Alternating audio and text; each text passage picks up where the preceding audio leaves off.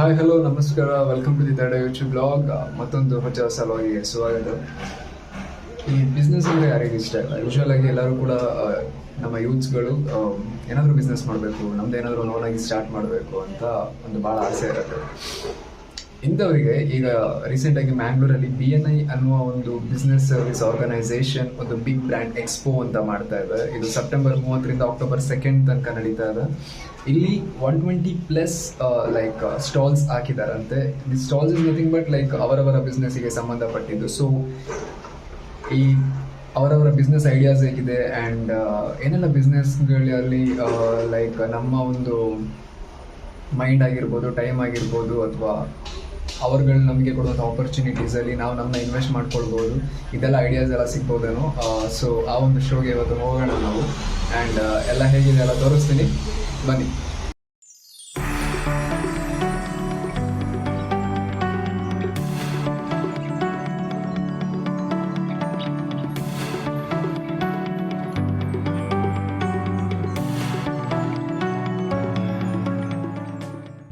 Finally ನಮ್ಮ destination reach ಆಗಿದ್ದೀವಿ and ನೋಡೋಣ ಏನಾಗಿದೆ.